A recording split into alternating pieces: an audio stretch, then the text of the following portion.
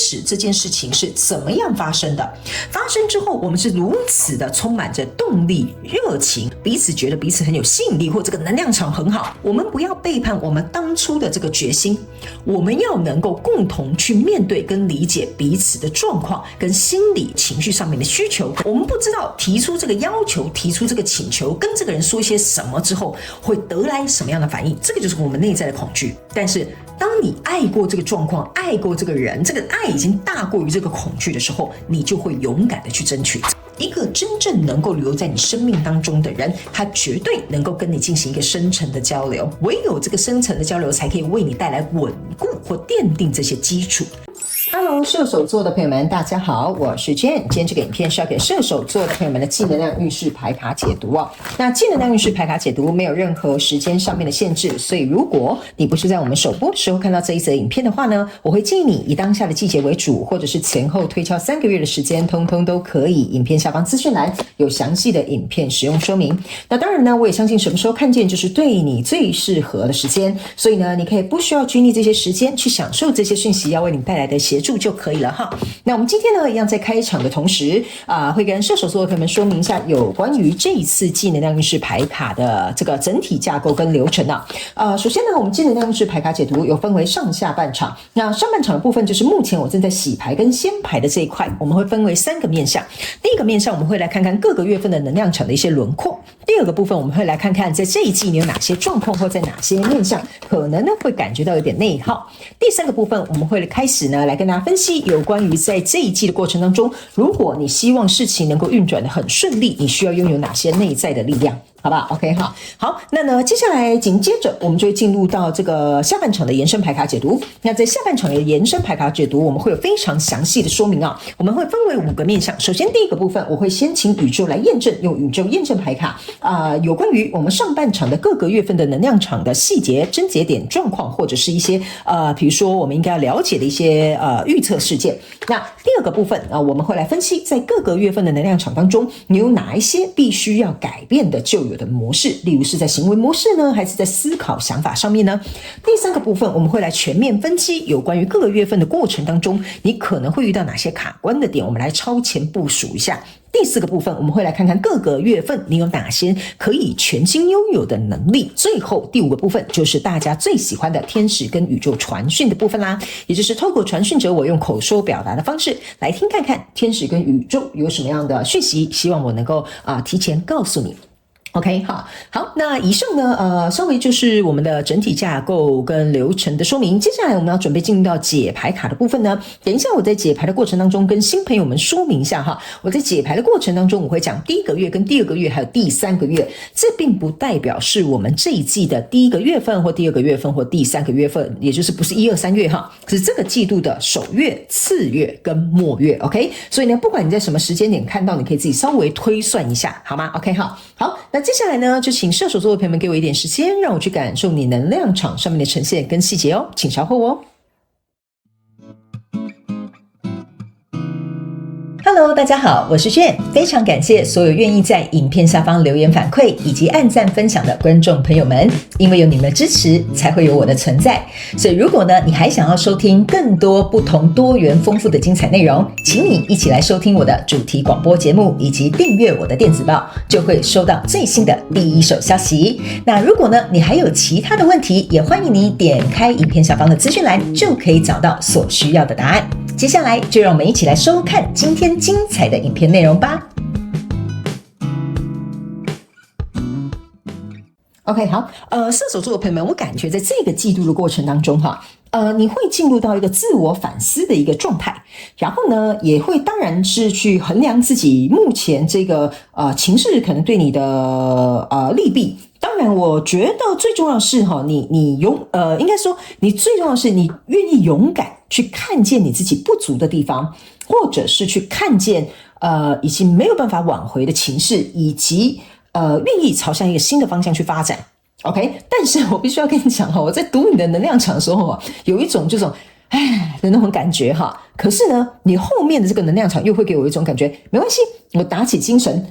反正呢，事情都有点像是事已至此，那我还是要能够比如说振作起来，或者是比如说朝向一个我想要的方向去前进，或者是我还是认为未来是有希望的 ，OK？ 好，所以呢，我们等一下来看一些轮廓，你可能会比较了解这个状况。首先呢，在你这一季的第一个月份，你抽到的是钱币5、钱币2，还有一个是这个是钱币7。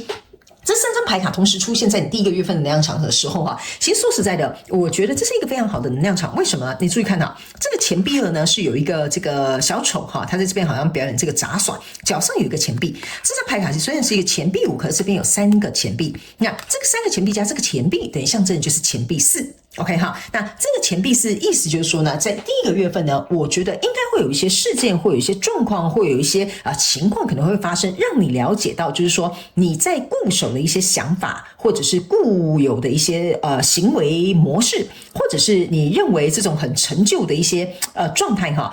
我觉得你已经发现这个东西是没有办法在满足你也好，或者是在让这件事情有所进步也好，或者是你发现说，可能这就是我的毛病，这就是为什么我会跟你说这个是你进入到一个非常好的自我反思的一个季节 ，OK？ 因为你要去想人要自我反思，你才会知道说自己的优势劣势在哪里，你的机会威胁在哪里，所以这个就有点像是你这一季的一个主轴。然后呢，我先跟新来的朋友们说明一下由于我没有办法去叙述到每个人的细节，所以如果你来到我的频道要灵活运用妈妈生有我们的大脑，尽可能把我给你的讯息去最大对你有这个最大的益化。所以呢，等一下我在解牌的过程当中，我可能会举例，但是你可以灵活运用套用在你交手的相关状况、人数、事件、梦想或目标，甚至是关系还有投资项目里面，通通都可以，角色可以互换，没有任何性别限制。OK， 好嘞。报告完毕之后呢，我们就要再进入这个解读所以呢，这个钱币4就是有一种感觉，就是说钱币3象征就是这个东西还可以运转吗？还可以合作吗 ？OK， 好。那钱币4这张牌卡就有点像说，你看这个人就说，那我能怎么样？我就是这样子我10几年来做事方法都这样我就在这个公司待10几年但是呢，这个相对对你来讲也有点像是一个警铃大作，有一个警讯，有一个你自己觉得说，这里不太对劲的一个情势可能会发现的。因为呢，这个小丑在这边顶着这个钱币，给我有一种感觉，就是说你目前呢交手的这个人事物呢，会有一点像是说得过且过，或者是呢我去上班我就演一个上班族，或者是做好我这个角色应该扮演的位置，或者是我在这个状况里面应该要做到的事情。所以这个钱币4也会象征的射手座的朋友们，或很多人呢，你们会感觉我不想改变，或我不敢改变，或我不知道怎么改变，改变会不会带来什么样的挑战跟一些影响，这个就是这个钱币7 OK。 但是呢，我觉得你心知肚明，这个跟你交手的相关状况、人事物、事件、梦想或目标，甚至是关系还有投资项目，你知道如果我再不改变，我再不调整的话，那我是没有办法达到我想要的理想结果。因为钱币7加这4个钱币象征的是钱币1，意思就是说你必须要有一个很大的动能、很大的投入、很大的调整，这个交手相关状况人数才有可能会有一个转变的契机，或者是一个更好的结果。还有一件事情呢，你去想这个钱币5加钱币2也等于这个钱币7，两张钱币7同时出现的意思就是说，我不是说这件事情只有你有责任，对方没有责任这个是指跟你交手的人数，他也会去想我要不要继续在你身上投资或投入我的时间精力跟青春。所以这个状况是你们双方之间都会去做一个考量，都会去做一个调整，都会去做一个反思。OK 所以这个部分呢，我觉得不是只有你单方面是指双方面都会有可能。比如说你是员工你遇到你的老板，你老板也会想说，我还要不要雇佣你这个人？你也会想说，那我要不要继续跟这个老板合作？可是你又会觉得说，我在这边好像该学的技能还没有学好，我该进步的地方好像也还没有进步好，我好像就是有点像行尸走肉去打卡下班那这个老板他也会去思考，如果我继续请这个射手座的朋友们来下班，他是的确好像有扮演他好的这个员工角色，但是好像没有发挥出他应该要有的潜力或潜质，所以你们双方之间是会有一点互相在思考。那我就简单举一个工作例子，你们就灵活运用套用在你对应的状况当中 OK 所以呢，在这个双方都有在反思跟思考的过程当中呢，来到这个第2个月份，你抽到的这个是宝剑6，还有这个 Hierophant， 还有这个圣杯8 OK 那这个呢，就是我在开场说我读到一个能量场，你开始意识到我去思考，可能我比较古板、比较固执、比较不愿意改变或害怕改变的地方，你觉得其实是时候在第2个月来到一个选择了。因为这边是一个宝剑2，下面有一只非常大的宝剑，象征的意思说，如果我不改变，可能最后要承受这个结果，或承受这个心痛，或承受这样的状况的人就会是我。所以呢，这个 Hierophant 呢，象征就是我愿意啦。既然如此伸头也是一刀，缩头也是一刀就有点像是这个宝剑六的感觉。OK， 因为你要去想，这个宝剑六是在一个没有水的这个河上行驶，这个船是行驶不动的，意思就是说，你这个船没有水，你怎么划？你懂我意思吗？所以你知道说，这就是一个卡关的点，这个是如果我不再提升，这个东西是没有办法被推动的。所以来到这边，这是一个圣杯八 ，OK 哈。那这个圣杯八象征的意思就是说呢，我觉得我应该要去出发，去找到一个能够让我在这个跟我交手的相关状况人数里面一个有效的解决方法。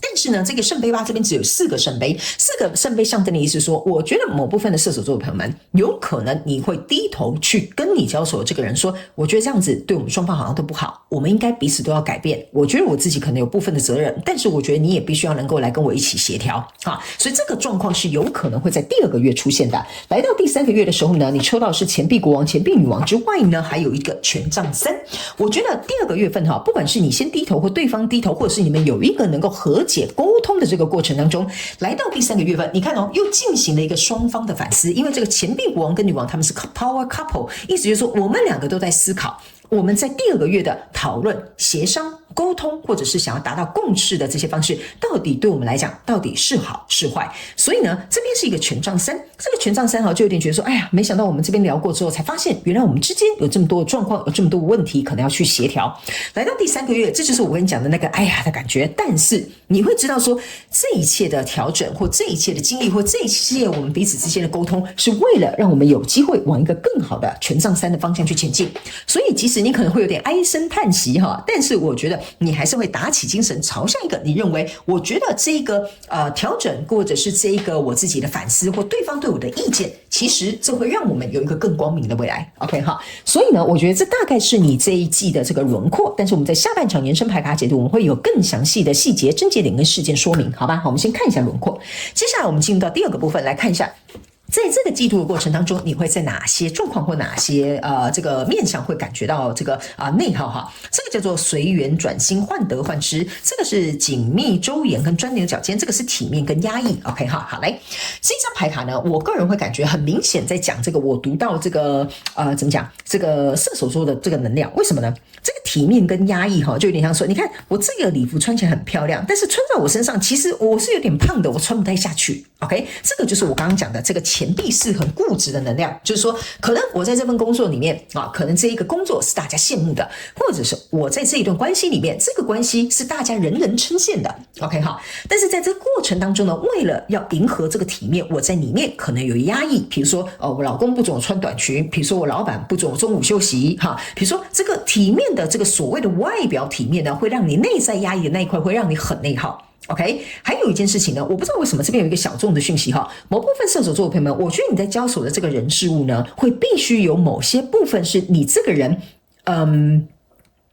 不得不去配合的地方，这个不得不去配合的地方，也就是这个压抑的层面，这会让你感觉到精神非常的内耗的。但是你又照着这个镜子当中的自己，觉得说不行不行，我一定要看起来很光鲜亮丽，不行不行，我绝对不能让别人知道说我有这些焦虑，或者是我有这些担忧，或者我有这些困扰，或者这些问题。OK， 所以这个东西呢，会让你有点表里不一那表里不一的这个状况呢，相对来说就会有一种内在拉扯的一个感觉，这就会让你感觉到相当的内耗。所以我才会跟你说为什么我们还没有翻牌卡之前，我有跟你说，这是双方之间都会去进行反思，但是我觉得你的反思会为你带来更多的帮助。OK 好，所以这个我觉得是你要特别去能够理解这个讯息要带给你的内容。那来到这边呢，这像是一个迷宫然后你可以看到很多人都闯关成功，他们就出去了，可是呢，这边却有一只手挡住了你。好，这个就像是一个黑白两面的这种划分然后他说你不可以过去你不可以通关你不可以去跑出去这个迷宫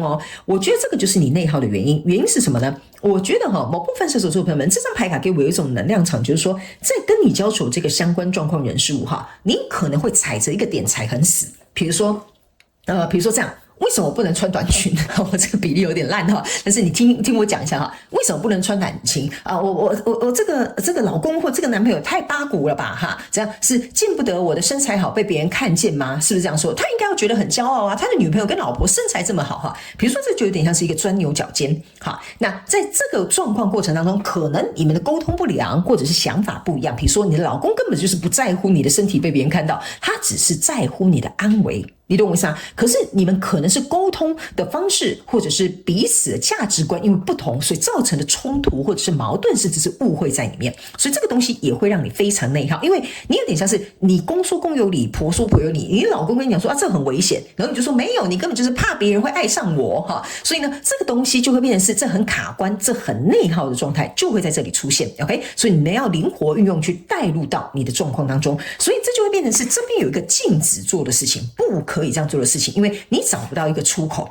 然后你们两个沟通可能也没有办法有一个来到一个比较协调的一个状态，这个就会让你们很内耗。所以你们要能够去说共通的语言，或者去沟通你们彼此之间，比如说先抒发一下你们彼此的情绪或想法，然后接着我们再来找到共识。这个就是这张牌卡要告诉你，你们两个人可能没有做到这件事情，所以相对来说对彼此双方都是会内耗的。来到第三张牌卡，你在哪个状况跟面向会内耗呢？这张牌卡就是患得患失。为什么我会这样讲呢？原因就是因为你可以看这边是有齿轮的，这个齿轮要转动，因为它是中间这个齿轮嘛，它要能够顺利的转动，旁边的齿轮才会跟着转动。意思就是说呢，我感觉某部分的这个射手座朋友们，这张牌卡要我提醒你的一个讯息就是说，你自己本身是你自己世界能量中心的那个人，那就是为什么我在开场的时候有告诉你，你的反思会为你带来很大的帮助。OK， 因为你不懂得反思呢，你就会在一些事情上面挑毛病，找事做或者找架吵。OK， 但是你要去想，如果这个中间的齿轮它可以顺利的运转的话，其实不用吵架 ，OK， 也不用内耗，也不用在那边搞得自己不开心，这个状况呢，其实反而就会解套。那这个患得患失的意思就是说，但是如果我这样子去做，如果我这样改变的话，如果很多如果不知道有多少如果 ，OK 哈，这个如果就是会让你感到患得患失的内耗，因为你在那边讲很多如果